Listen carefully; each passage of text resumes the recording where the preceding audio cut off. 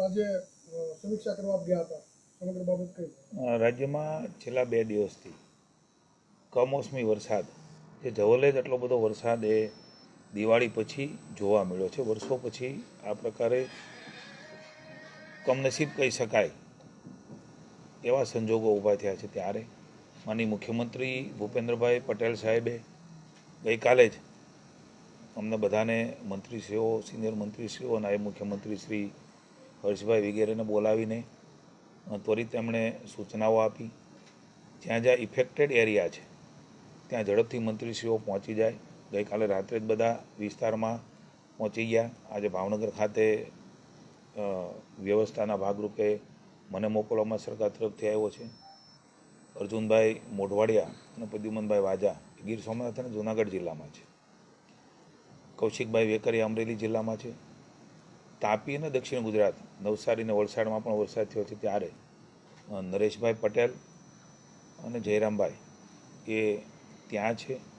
માનનીય મુખ્યમંત્રી શ્રી સ્વયં રિયલ ટાઈમ મોનિટરિંગ એ સ્ટેટમાંથી લઈ રહ્યા છે. કલેક્ટરશ્રીઓ સાથે, ધારાસભ્યશ્રીઓ, માનનીય સંસદસભ્યો સાથે તમામ વિગતો, કારણ કે આ તો મુખ્ય એવા જિલ્લાઓ હું બોલ્યો છું કે જ્યાં વધારે વરસાદ છે. વરસાદ લગભગ બધે છે. ખેતરમાં બરાબર પાક લણવાનો, ઉત્પાદન લેવાનો સમય હોય ત્યારે આ વરસાદ એ વધારે નુકસાન કરી રહ્યો છે. ત્યારે ખૂબ સંવેદનાથી સરકાર એ ખેડૂતોની અને ગામડાઓની વહારે છે એનો વિશ્વાસ પણ ઊભો માનનીય મુખ્યમંત્રીના માર્ગદર્શન નીચે આજે થયો છે.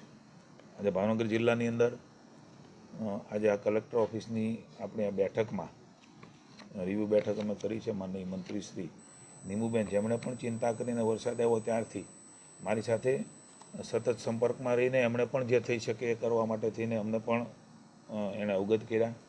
ગૌતમભાઈ ચૌહાણ, તળાજાના ધારાસભ્ય શ્રી શંભુનાથજી ટુંડિયા, વલભીપુરના માનનીય ધારાસભ્ય શ્રી, બોટાદના અમારા પાર્ટીના સૌ આગેવાનો, શિવાભાઈ ગોહિલ, મવાના માનનીય ધારાસભ્ય શ્રી, પૂર્વ ધારાસભ્ય કેશુભાઈ ગારિયાદાર, ભાઈ ભીખાભાઈ પાલીતાણા, માનનીય મંત્રી શ્રી પરસોત્તમભાઈ સોલંકીએ પણ સતત એમના મત વિસ્તારને જિલ્લાની ચિંતા કરીને સતત સંપર્કમાં રહીને જ્યાં જરૂર જણાય ત્યાં એમણે ચર્ચાઓ કરીને શું થઈ શકે એમના માટે પણ ચિંતા વ્યક્ત કરી છે.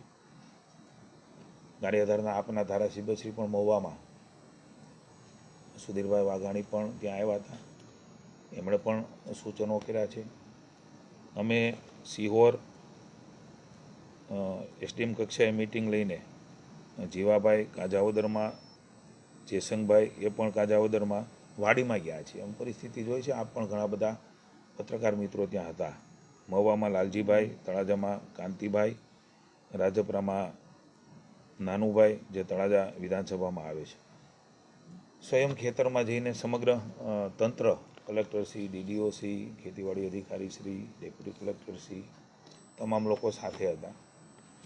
અમારા ધારાસભ્યશ્રીઓ પણ સાથે હતા.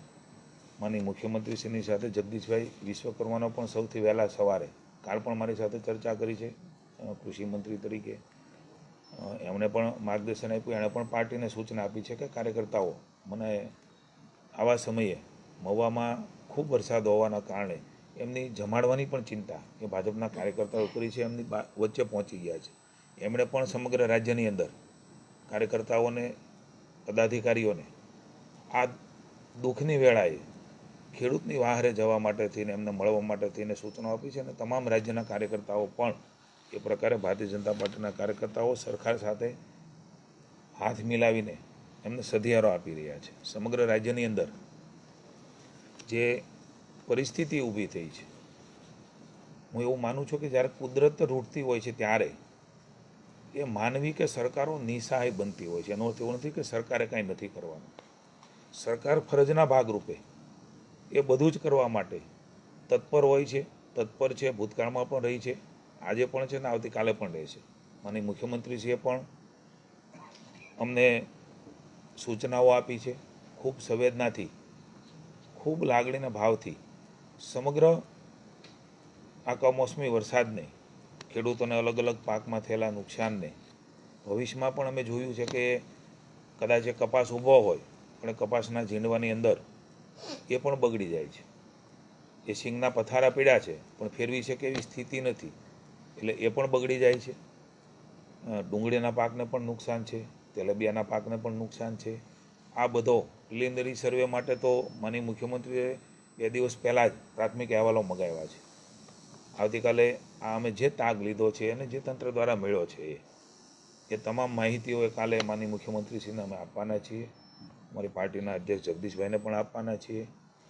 કુલ મળીને આ સ્થિતિમાંથી ખેડૂત કેવી રીતે બહાર નીકળે, એને કેવી રીતે સધિયારો આપી શકાય, એને કેમ બેઠો કરી શકાય, આ ભાવ એ હંમેશા સરકારનો રહ્યો છે.